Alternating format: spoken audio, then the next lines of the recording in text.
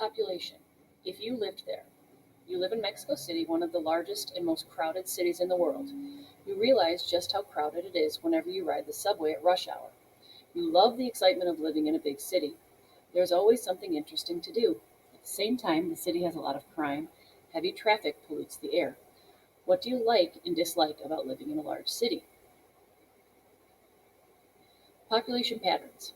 How many people live in your community? Do you live in a small town, a huge city, or somewhere in between? Your community's population, or the total number of people in a given area, determines a great deal about the place in which you live.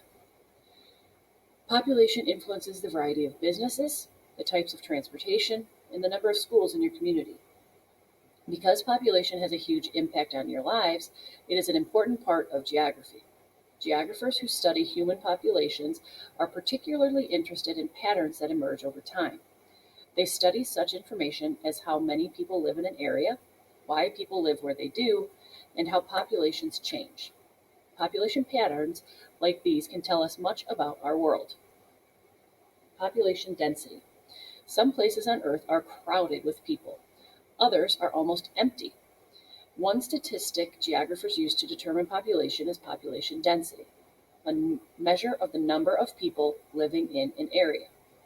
Population density is expressed as persons per square mile or square kilometer. Population density provides us with important information about a place. The more people per square mile in a region, the more crowded or dense it is.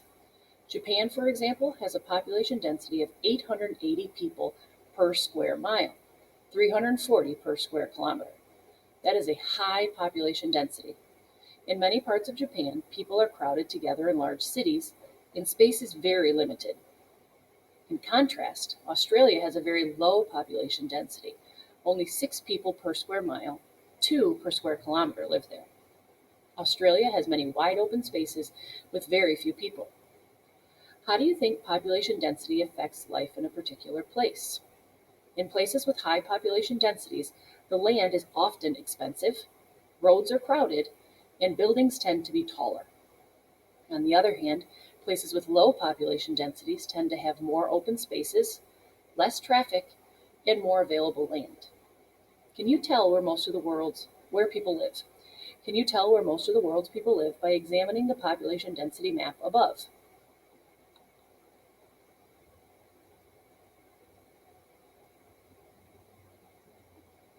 The reds and purples on the map indicate areas of very high population density, while the light yellow areas indicate sparse populations. When an area is thinly populated, it is often because the land does not provide a very good life. These areas may have rugged mountains or harsh deserts where people cannot grow crops. Some areas may be frozen all year long, making survival there very difficult. For these reasons, very few people live in parts of far North America, Greenland, Northern Asia, and Australia. Notice on the map that some areas have large clusters of population. Such clusters can be found in East and South Asia, Europe, and Eastern North America. Fertile soil, reliable sources of water, and a good agricultural climate make these good regions for settlement.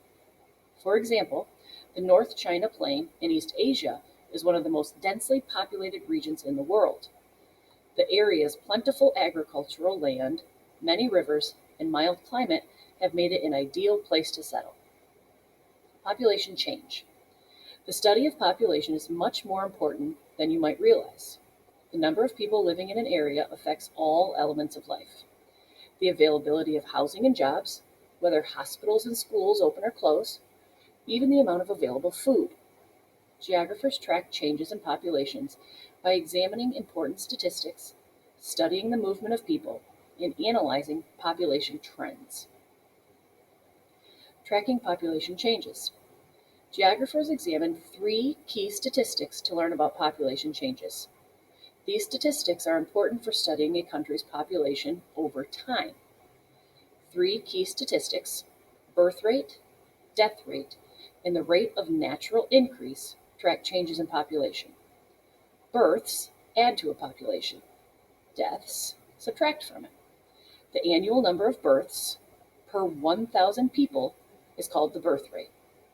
Similarly, the death rate is the annual number of deaths per 1,000 people.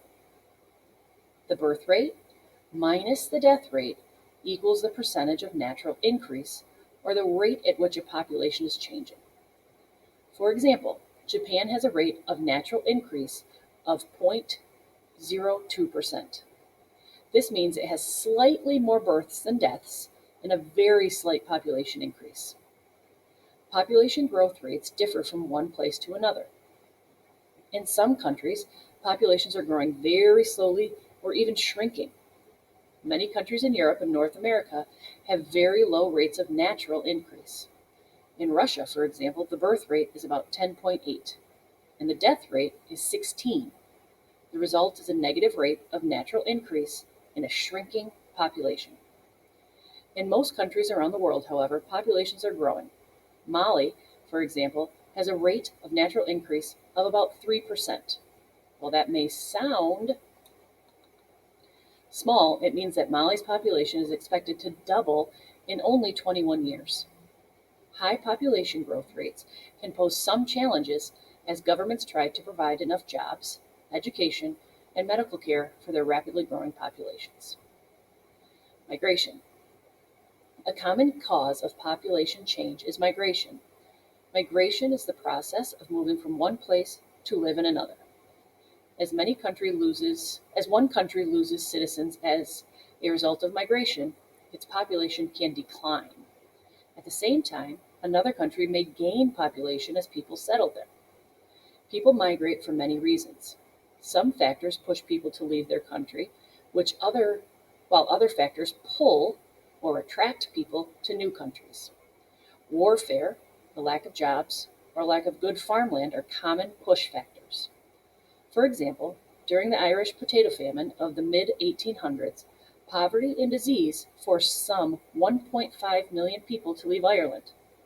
Opportunities for a better life often pull people to new countries. For example, in the 1800s and early 1900s, thousands of British citizens migrated to Australia in search of cheap land. World population trends. In the last 200 years, Earth's population has exploded. For thousands of years, world population growth was low and relatively steady. About 2,000 years ago, the world had some 3 million people. By 1800, there were almost 1 billion people. Since 1800, better health care and improved food production have supported tremendous population growth. In 1999, the world's population passed 6 billion people. Population trends are an important part of the study of the world's people. Two important population trends are clear today. The first trend indicates that the population growth is some of the more industrial nations has begun to slow. For example, Germany and France have low rates of natural increase. A second trend indicates that less industrialized countries like Nigeria and Bangladesh often have high growth rates. These trends affect a country's workplace and government aid.